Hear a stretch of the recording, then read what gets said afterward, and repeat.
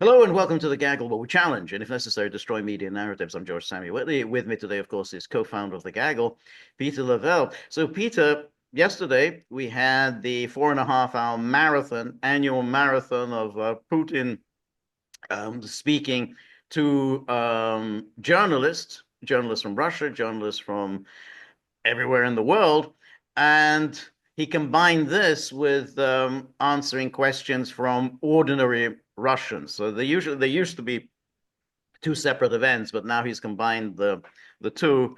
It was 4.5 hours, so it's a marathon. I always, it comes to mind here. It's a bit crude here, but what bladder control? There's bladder It's control. it's very interesting that he never says, can I have a bathroom break or anything like that. So Well, I'm more or less in his age cohort there. I mean, right, no, it's very I mean, some people say that person's got stones, but right. when you get to my age, you say that No, man's no, got a. yeah, but the one with that huge reputation was this is a real tangent. Hafez Assad, Bashar's father.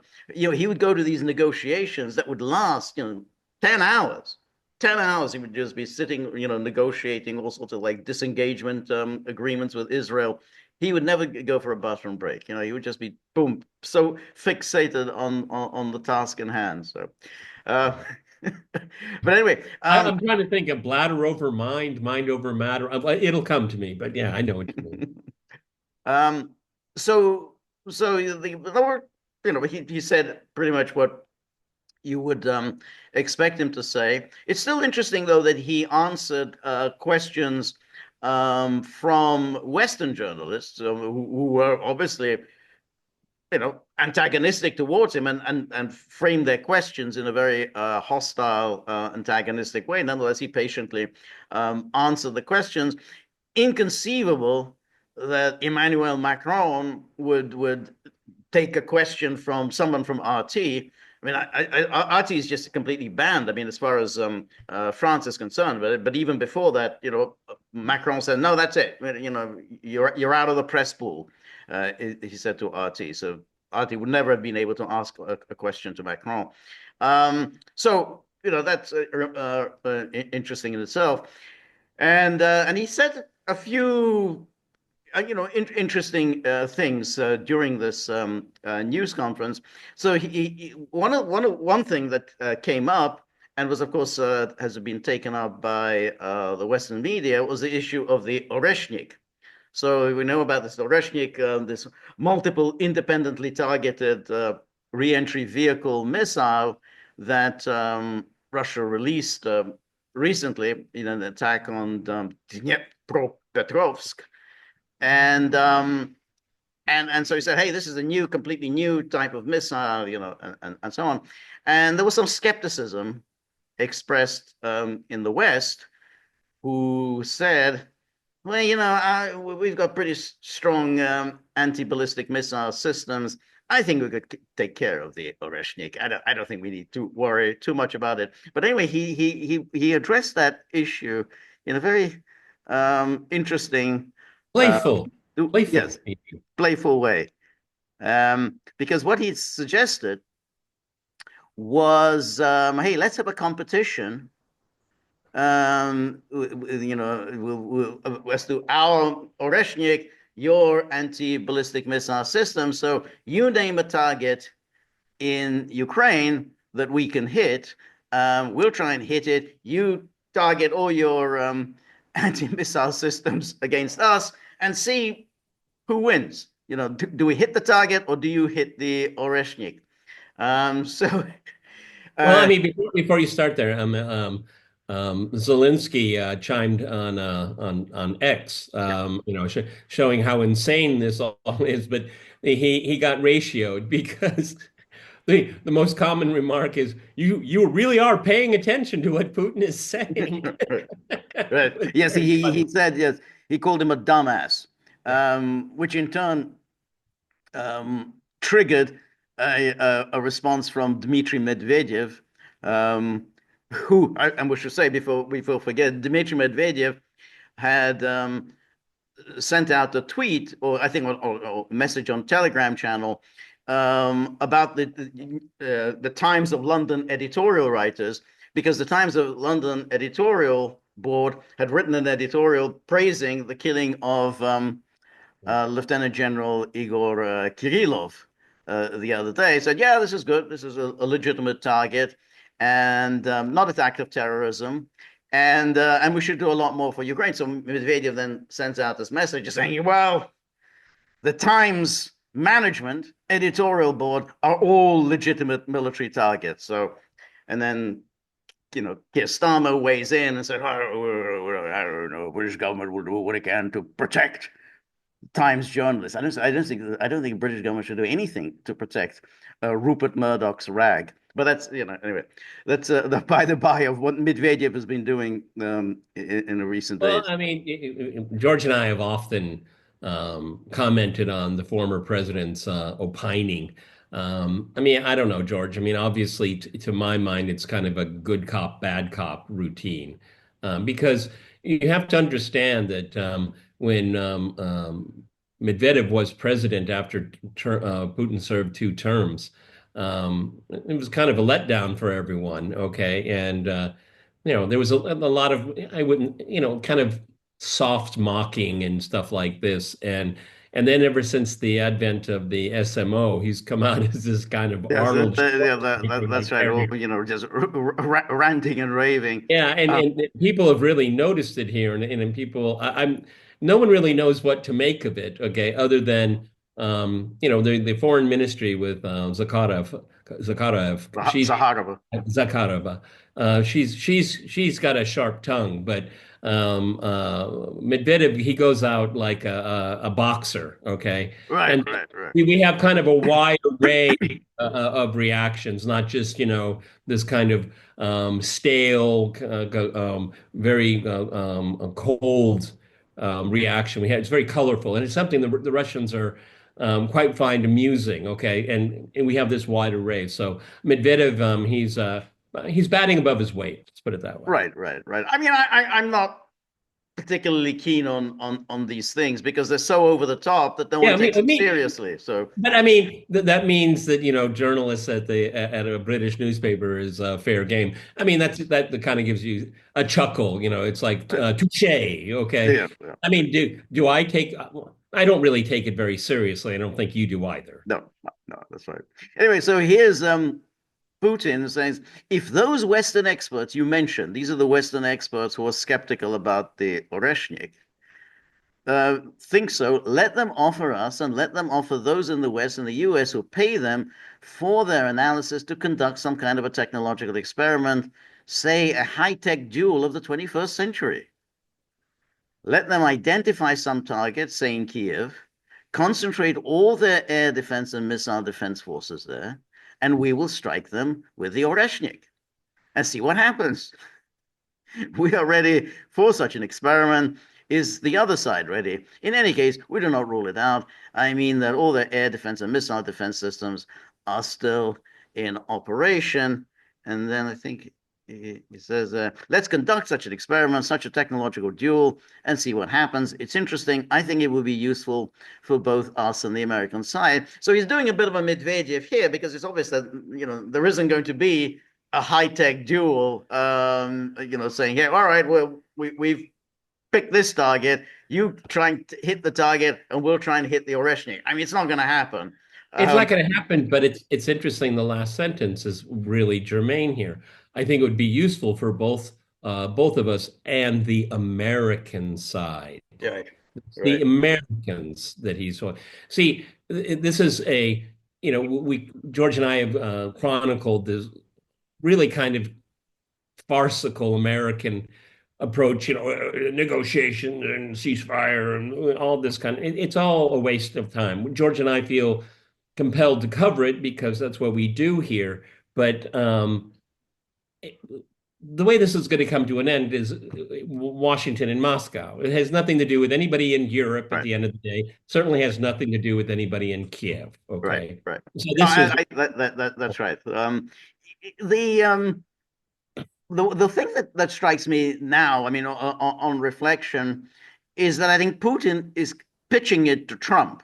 He's kind of thinking that Trump would would buy Yeah, yeah, into it. that's a good point. Yeah, Trump would it didn't like, even yeah, occur to me okay. until just now that this is something that, Trump will say, yeah, okay, maybe, maybe we can think about that. You're not necessarily a specific target, but maybe we'll just pick some place, maybe in the, I don't know, somewhere that isn't important, and see who prevails. They might, I mean, it's not going to happen, but it might just intrigue Trump to have this competition. Well, I mean, also, this is very interesting because somebody in his orbit, Dr. Sebastian Gorka or something like that, they say, yeah, let's do this here. And then somebody in the Pentagon's going to say, no, we'll lose.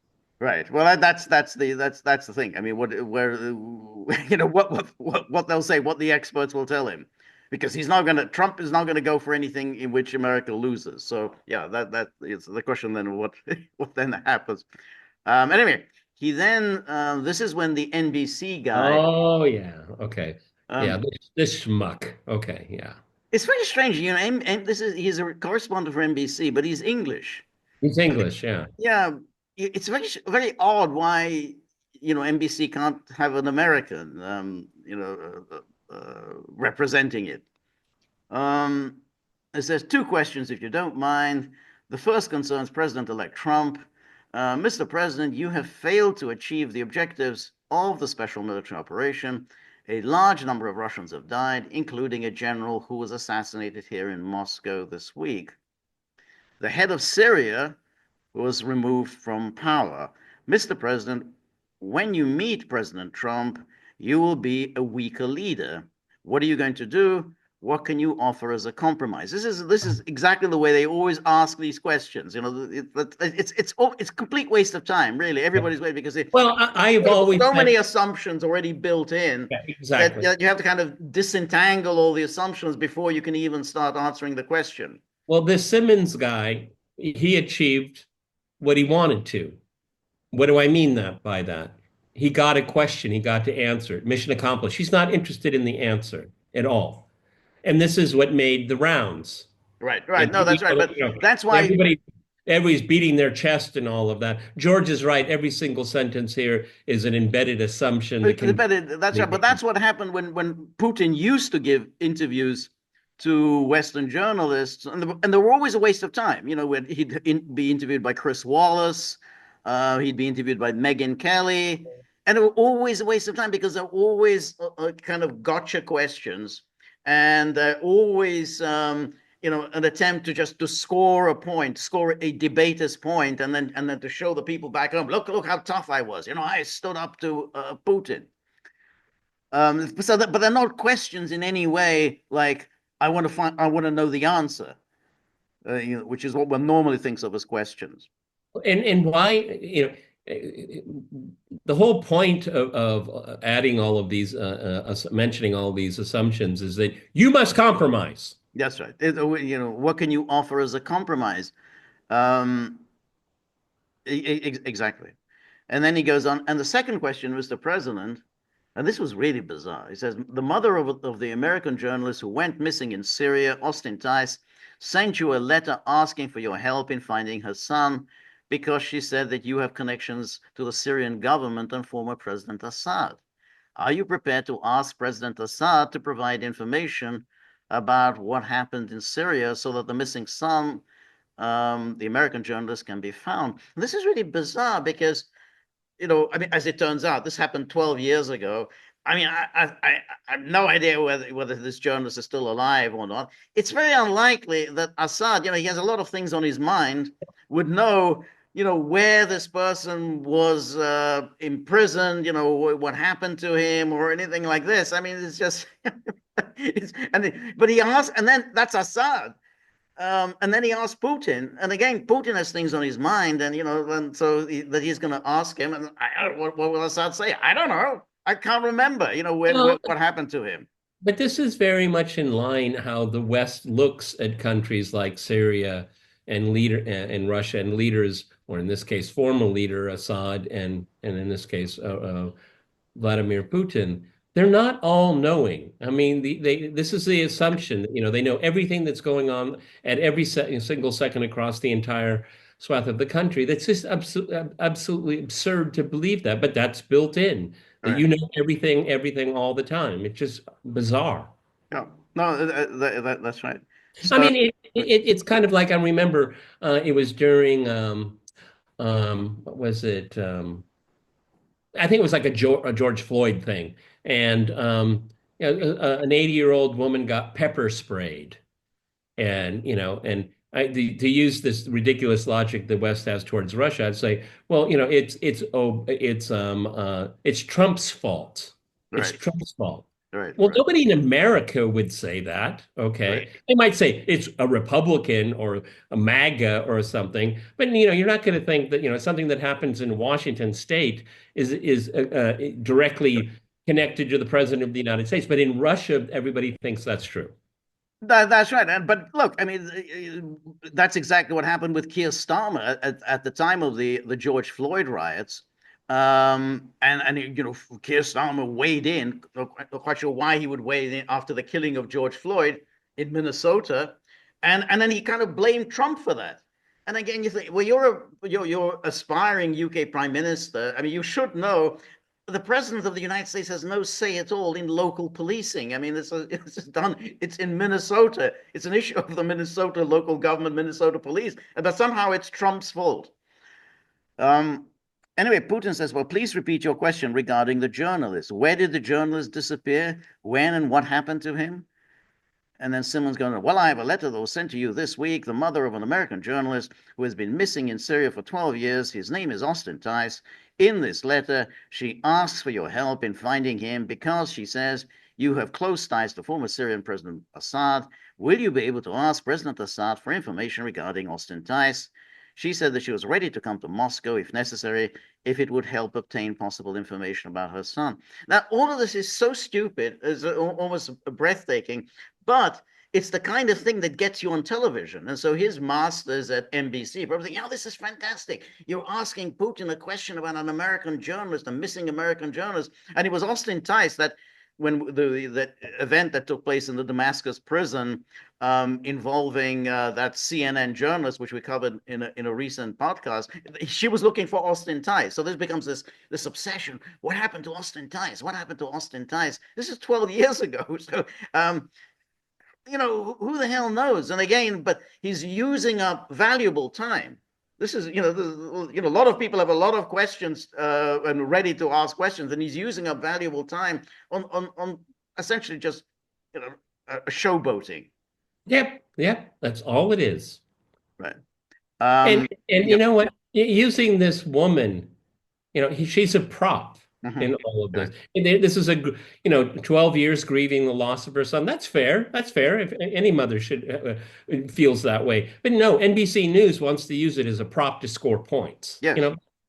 No, Exactly. I'm sure. I don't watch NBC News, but I'm sure when they did the nightly broadcast, this was very prominent. Look, did our you man see asked this question. did you see the video of it, George? I didn't know. I read the Oh, you should have seen it. The Brooks Brothers suit, the nice coif, the makeup, the chin in the air. Oh man, to talk about colonialism. Jeez. This guy was so full of right. himself. Yes, yes, yeah. No, well, I mean that comes across with this long-winded question, and then so Putin says, "I understand. To tell you honestly, Please sit this down. is yes, yes, that's right."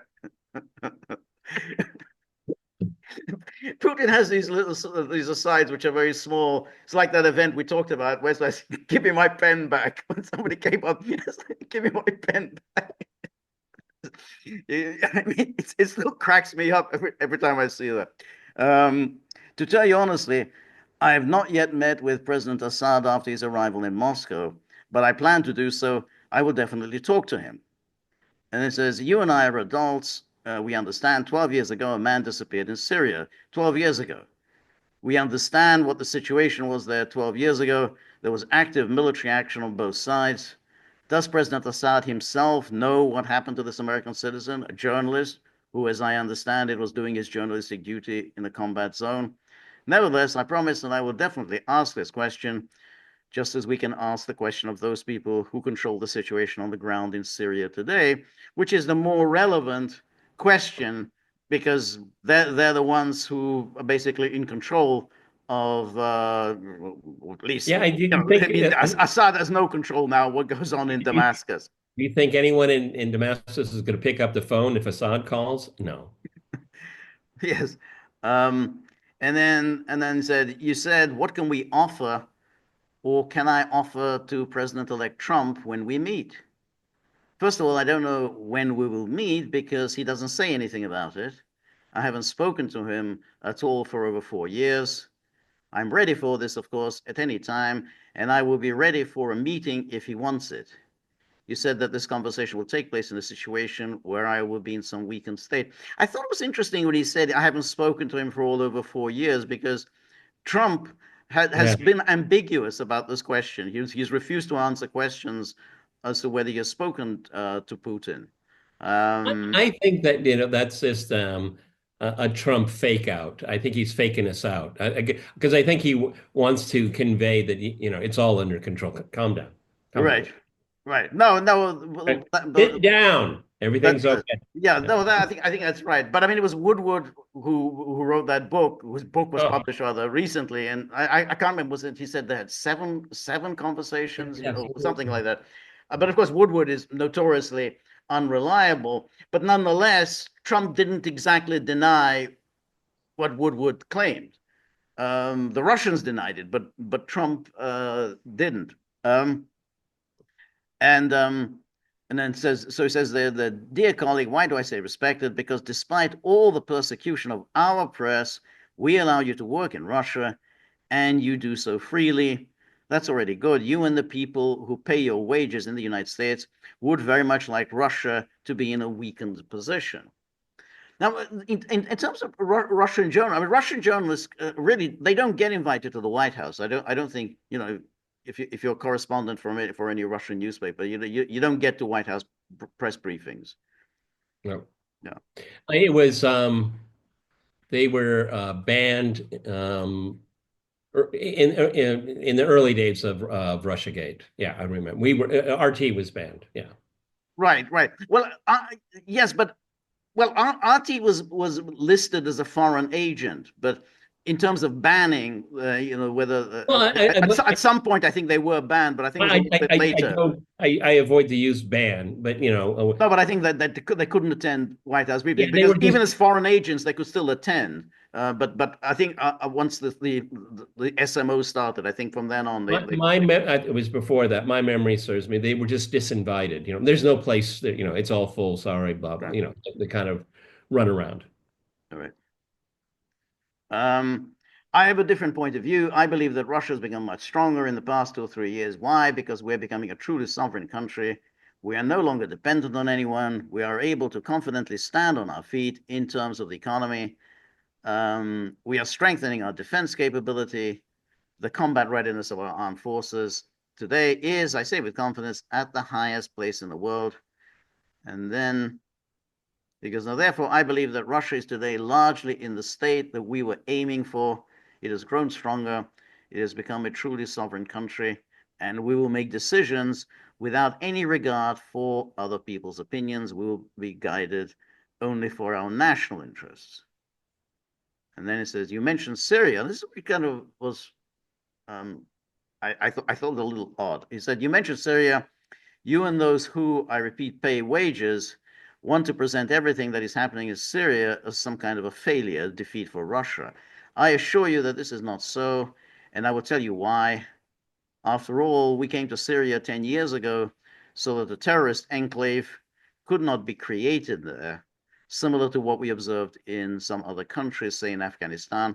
On the whole, we have achieved our goal.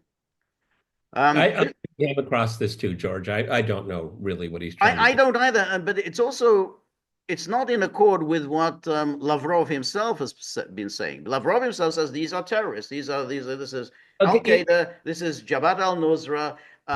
It's the same people that just give themselves different names, but they're basically terrorists. the only way I can try to understand this in any kind of meaningful way is the the black flag was, if we were to say 10 years ago, directly associated with terrorist groups.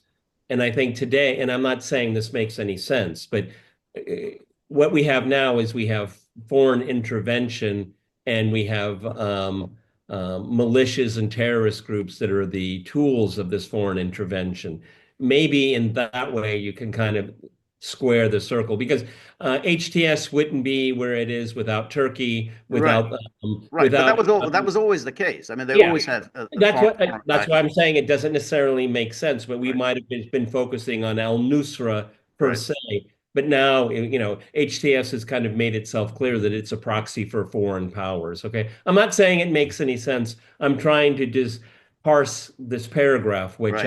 I But find anyway, then he I goes find it on. unsatisfactory. Right. And even those groups that fought at one time with the Assad regime, with government troops, have also undergone internal changes. It is not for nothing that today many European countries and the United States want to establish relations with them. If they are terrorist organizations, why are you getting involved? That means they have changed, hasn't it? And that means that to a certain extent, the goal has been Well, achieved.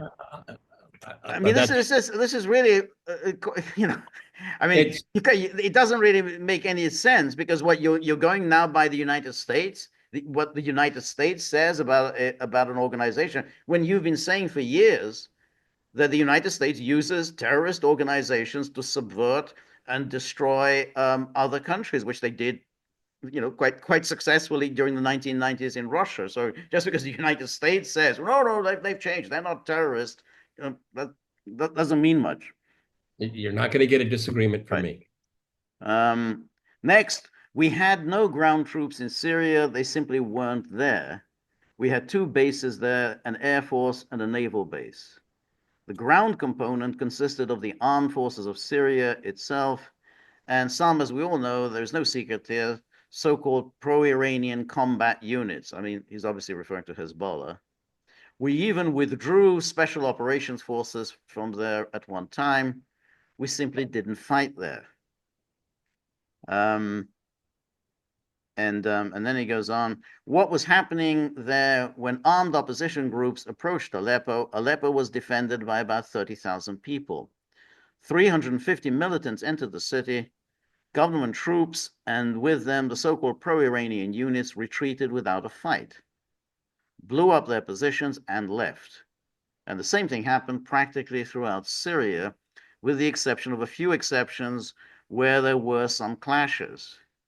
If earlier, for example, our Iranian friends asked us to help them transport their units to Syrian territory, now they asked us to withdraw them from there. We took 4,000 Iranian fighters to Tehran from the Khmeimim base. Some of the so-called pro-Iranian units left for Lebanon without a fight, and some for Iraq. But of course, that still raises the question, which is, well, why didn't they fight? I mean, they fought, quite tenaciously for so many years since the start of the war in Syria, but just to say, oh well, they didn't fight, and so Well, I mean, but it's not on us. yeah, but They just didn't fight. it may be just a legitimate, plausible deniability. I mean, if the order didn't come from Damascus, who are we, the Russians, to tell people to fight? And I think that's what he's saying. Right? No, that's right. But it's still the question. I mean, these were people who had fought.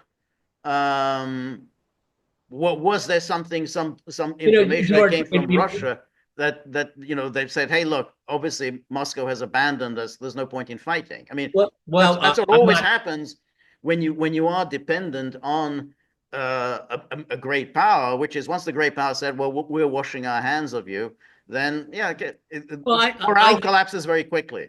I'm not convinced of that narrative. Okay, the Russians abandoned them. I mean, if the Syrian forces weren't going to put themselves on the line, why should the Russians? Okay, we had this We've conversation. had the conversation before, but I just I don't think it's that way around. I think that I Well, think I mean, really, until we know more. I mean, I've heard a number of people that I think know what's going on in Syria give that narrative. Okay, I don't know. Okay, I mean you know it kind of goes back to a private conversation George and I had a few days ago. No, we build our best case on analysis that we can use. Okay. And it doesn't mean it's always right. Now, George has highlighted here, there are two major narratives in play right now, trying to understand why Syria collapsed so quickly. Right, Okay. right, And so this is one of them. right. Okay. So, but they say that it was Russia's call.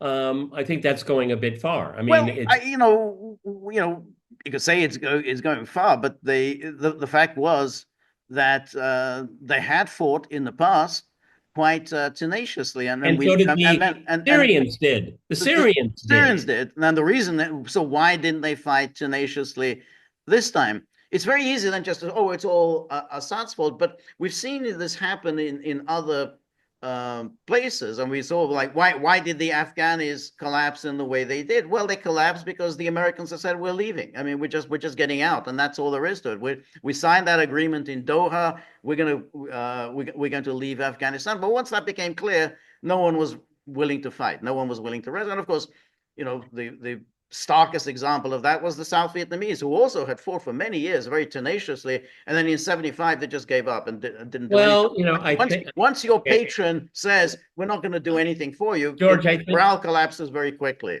I think it's a mistake to make those analogies. The level of dependency that Damascus had on Russia was nowhere near Kabul on the Americans or Saigon on the Americans.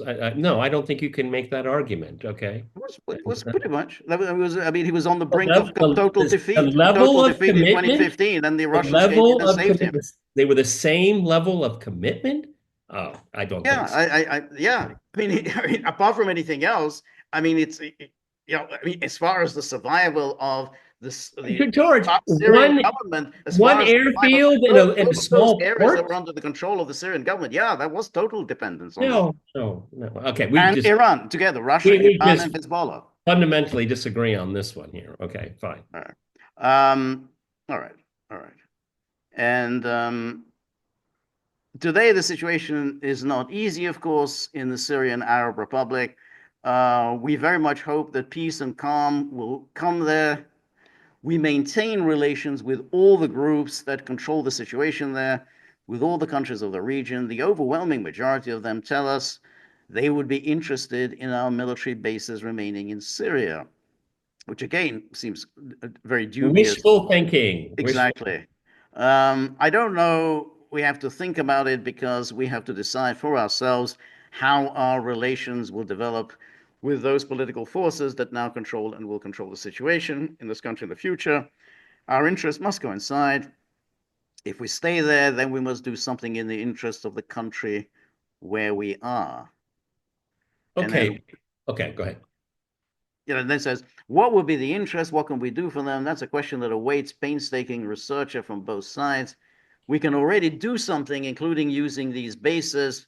We have already proposed this to our partners, including those located in Syria and neighboring countries. We propose using, say, Khmeimim Air Base to deliver humanitarian aid to Syria.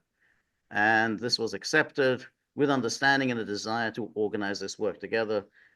Same applies to the naval base in Tartus. So for anyone who would like to imagine Russia as weakened because you are an American, I would like to recall a well-known person and writer who once said, rumors of my death are greatly exaggerated.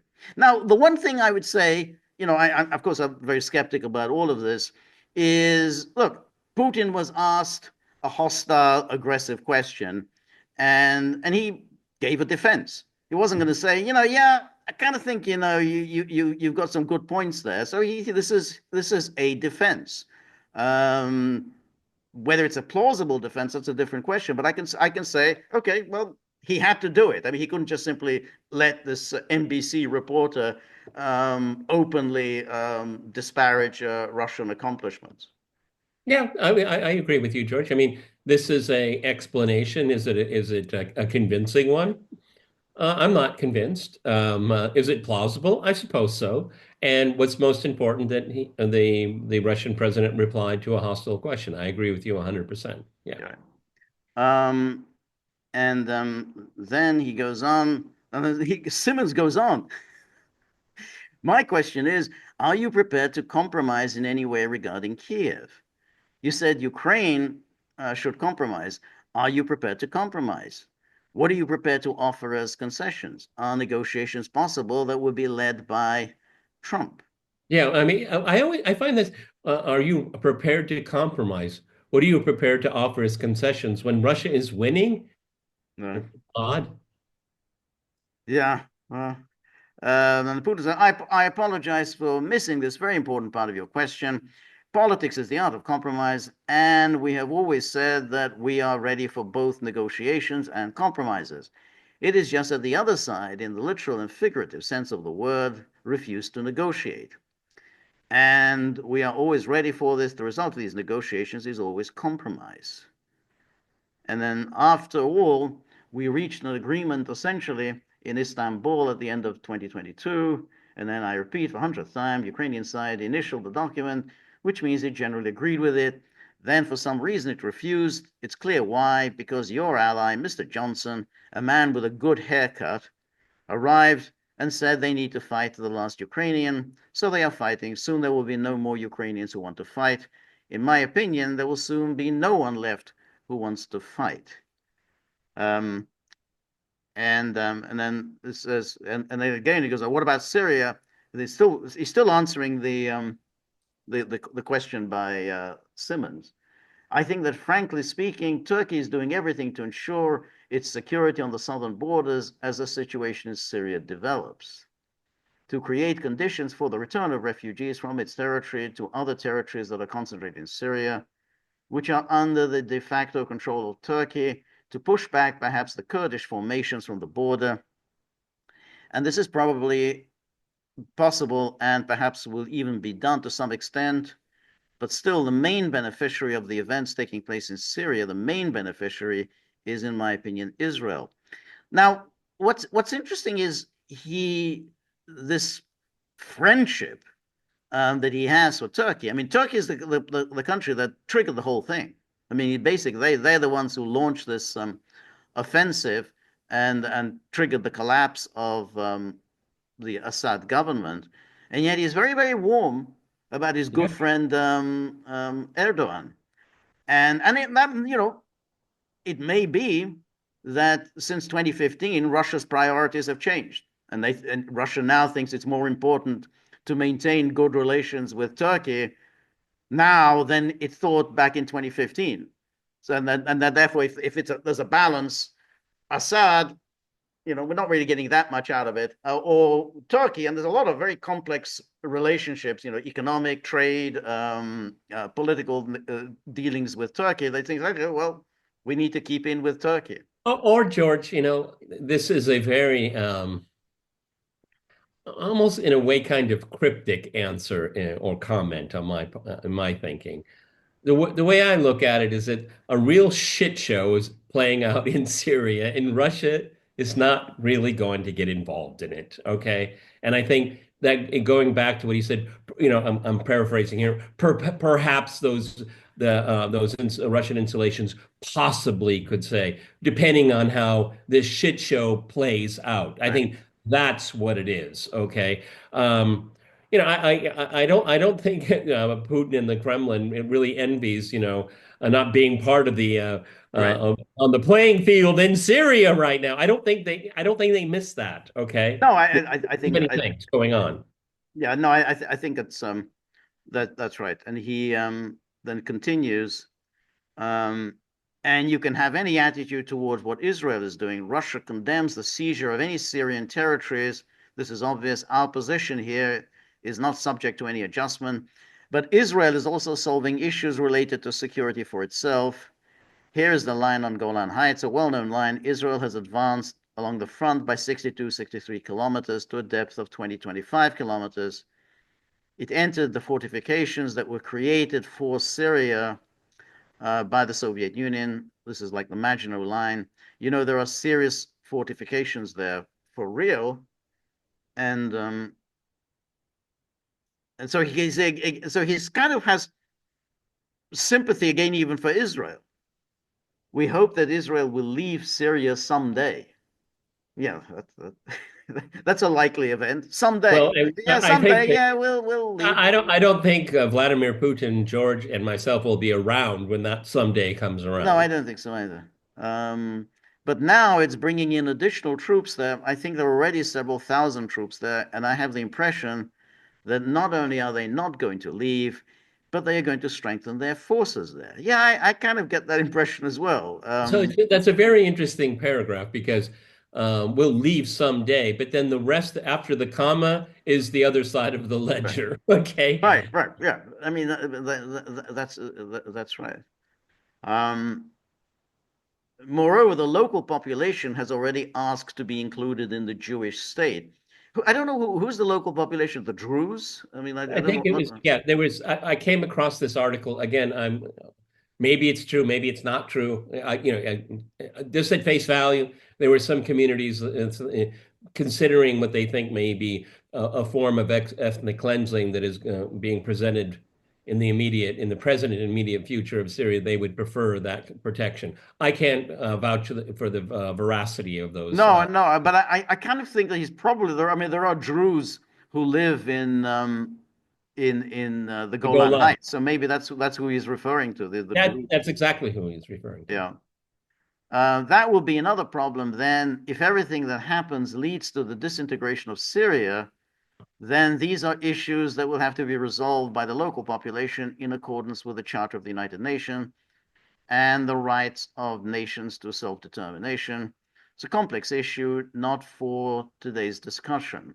Exactly. So yeah, I mean, basically disintegration of Syria, which is kind of well underway. I mean, it's just Well underway. where is Syria? And I don't think at this point in time the Russians regret that they're not a Right, player. right. I actually I'm kind of glad, to be honest with you. Um, Turkey, of course, we know had the problem with the Kurdistan Workers' Party that has been going on for decades. I hope that there will be no aggravation. But Oh, some European politicians recently told me at meetings that after the First World War, the Kurds were promised their own state. They were deceived and so on. Well, they're not the that's only ones. yeah, but I mean that's true enough. I mean that was the Treaty of Sèvres did have that as a clause in it about the setting up of a Kurdish state, but that was overturned by the Treaty of Lausanne, which didn't have any mention of the Kurds. So yeah, I mean it's like we can argue about this endlessly, but I mean the problem with the Kurds, they were kind of they were scattered all over the place in Syria, Iran, Iraq, Turkey. It's very hard to think of how you're going to create a state for all of these Kurds. Um, Here are the Kurds in this region. In Turkey, there are tens of millions. In Iran, Iraq, they live compactly. How many Kurds are there? You probably know better than me, but at least 30 to 35 million. There's a serious Kurdish problem, and the Kurds are serious guys, serious fighters. They left Manbij, but I think, but fought to the last. That's what they do. Um, he didn't mention, kind of interestingly, that the Stalin, who set up that Kurdish state within Iran after the war, which was a short-lived state, but the Soviet Union did set up this Kurdish Soviet Republic in Iran. Stalin just loved cartography. He did. He He loved was maps. Yeah, that yeah. was his favorite thing. Let's pull out a map here. Let's take a look. Exactly. Well, look at the Kurds here and the Azeris here. Let's set up a state. But he was the nationalities He was guy. just the nationalities expert. Yeah, yeah. Yeah. Um, and then okay, and we need to solve the Kurdish problem within the framework of Syria under President Assad. This had to be solved. Now we need to solve it with the authorities that control the territory of Syria, and Turkey needs to somehow ensure its security. Well, that's the kind of it's a basic incompatibility. The moment you set up any kind of a Kurdish Yeah, I state mean, in Syria, Turkey is not going to tolerate it. I think it's really problematic in this paragraph to use the pronoun we. I think and the Kurdish problem needs to be solved. That's Right, how I would phrase the first right. sentence there. Okay, because Um, Russia is not going to be part of the we in this case, at least for the no, foreseeable. I don't think so. Uh, we understand all this. This is not for our meeting today, so it's not to waste time. I just want to say that there will be many problems, but we are on the side of international law and for the sovereignty of all states while respecting their territorial integrity, meaning Syria, including the position of those issues that the current authorities who today control the territory of the Syrian or Arab world. But we obviously, it's now clear that there's no one's respecting the territorial integrity of Syria. No one's respecting the sovereignty of Syria. It's not going to happen. I mean, And he made clear Turkey is, drawing a line in the sand. Literally, Israel is drawing a line in the sand, and then the rest, they're going to, carve this up. We'll have a Kurdish state here, or, whatever, state somewhere else. But that's it. I mean, that there's. So I don't, there's not much territorial integrity going on here. no, in the legitimate, illegitimate, quasi, whatever power that's in control in Damascus isn't fighting for its own sovereignty No, of the country. no. And then the Americans revealed Yeah, yesterday it hasn't been mentioned. It's kind of interesting. but they said, yeah, we got more troops in Syria than we had admitted in the past. Huh. Well, that's Huh, interesting huh. because we kind of remember back in in 2000 when Trump said, I just want to keep 200 American servicemen in Syria, and the guy, I think Jeffries was the guy who worked for him. So we just lied to him. He openly boasted, we lied to the president. We said, yeah, 200, but in fact we had 900 people. He's Uh, still interviewed. yeah, Well, you lied. You're given instruction by amazing. the president, and you just lied to him. It's amazing. He still has platforms. That's right. But now it turns out, well, it wasn't 900. There are 2,000 American servicemen in Syria. So it's 2,000. Now, I don't believe it's 2,000. If they say 2,000, it's probably twice that number. So there's already a substantial American presence in Syria, and that's not going to become any less substantial. I mean, whenever there's a carve up going on, the Americans are going to be in on the carve up. They're not going to just say, "Oh yeah, well let Turkey and Israel just sort it Oh, out yeah, among yeah, themselves." right, No, yeah. no, that doesn't work. We're just going to stand by. That's right. Um, anyway, is that it? In this sense, we're on their side. We are, by the way, in contact with them. We are in contact with all groups, including the main ones who are currently in control of the situation in Syria, which means Turkey and Israel. Is that anyway? There's a lot more that we can talk about. Maybe we'll talk further on Sunday about this news conference. I think his comments. These are his first comments on Syria. He hasn't said anything up until now, and so I think that was, he's trying to put the best possible face on it. I take your point about that. Hey, we're done here, and his relations with Turkey are now. Look, I mean, he thinks Turkey is going to be involved in some ways with whatever negotiations take place on Ukraine, and he's providing Turkey with these S-400 anti-missile defense systems, which are a big deal. Not giving anyone else these S-400. So it's making there's a lot of business dealings that with Turkey. And that's, I think, what Russia now has decided is their Well, priority. Syria also, is really just said, look, okay, that's it. I mean, it's just not our priority anymore. and why invest the resources and prestige in something that you'll be such a minority player? Right. It's not worth the investment in any sense of the word. Okay, and I personally think that relations with Turkey are to be a bit opaque in flux. We'll leave Right. it at Oh, very much so. Very much so. I mean, Erdogan is an extremely wily and unreliable creature. So he's no, he's no partner, not a partner Yeah. that you say, yeah, I can rely on him. That doesn't work like that. However, things change, and there may well be the calculation in the Kremlin that, hey, the world of 2024 is not the same world as 2014. What mattered then doesn't necessarily matter so much now. Syria was used to be, as we said many times before, a major player in the Middle East. Whenever you read these histories of the recent wars between Israel and the Arab states, well, Syria was always a key player, but now it's been essentially just been destroyed. That's it. Yeah, It just yeah, you doesn't just really exist remember. anymore. Well, George and I remember Nixon's farewell tour as he was leaving Summer of 1974, yeah. summer of 1974. He visited So Damascus. that's good, yeah. At the That's time, how Hafez prominent and Assad was a major important, player. Yeah, yeah, player in the good. Middle East. Look, read Kissinger's memoirs.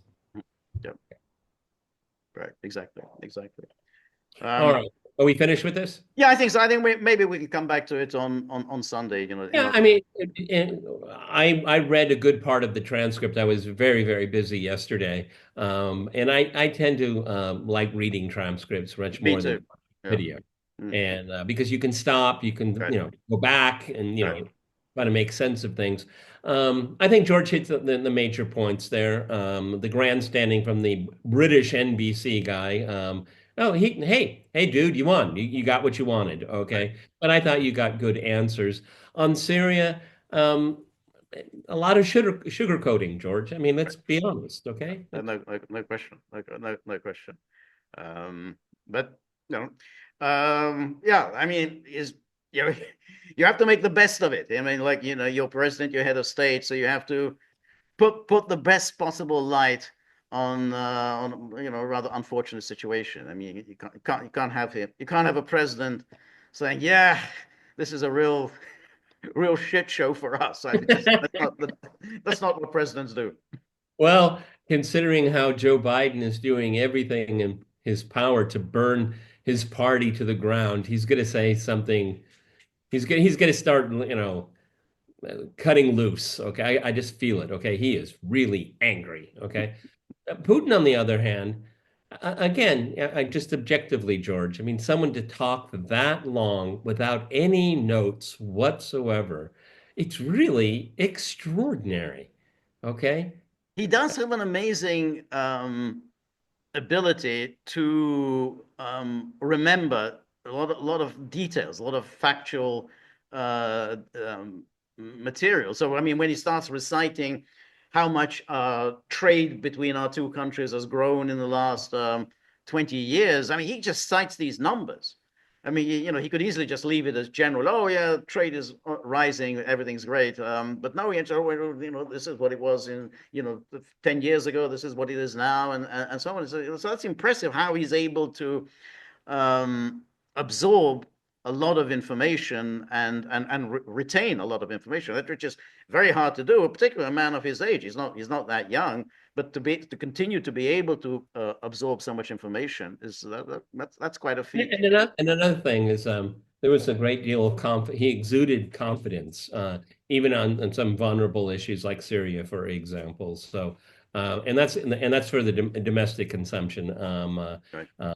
It is watched. It was watched by a lot of people. It's a combination of dealing with foreign reporters, which I think Putin actually gets a kick out of. Okay, because they're combative, and then this going back to a very long tradition in Russian history of asking the Tsar for intervention. Okay, and it's kind of a Right. No, huge. there is very much of that. That the intervention, and then he writes down. Yeah, that's right. We got to deal with these bureaucrats. It's all these horrible Right, little there you bureaucrats who go. are making life difficult for you. Yeah, no, absolutely. I'm not able to get my pension. Absolutely. We're going to look in and make sure you get your pension. So yeah. Yeah, You can demean it all you want. That's fine. I could care less. But it's part of a tradition, and it's a tradition that people expect. Yep. Okay, it's part of being a leader. Yep. All right, everybody, this is the Gaggle with Peter and George. We're on local, so please go to thegaggle.locals.com. This is Friday all day, as my father would say. George and I will reconvene a couple times on Sunday, and then we have our live stream at 10 a.m. Eastern Time on Monday. On Monday, exactly. So now the really difficult part, which is these savage hounds who are very unhappy, and they feel, hey, no matter how much we weigh in, our entreaties are continually ignored, and they have a point. So um, think about these ferocious dogs, and if you've got a few bob in your pocket, some few bob lying around, whip them out, dunk them into the tip jar. That'll calm them down a little bit. It's a long winter in Moscow, so they need a lot of calming down. So we're very grateful for all of your help, friendship, and support. The more you're able to donate, the more of these videos we can make, the more we can improve on the technology, and above all, we'll try and get these dogs through this winter, which is a lot of work.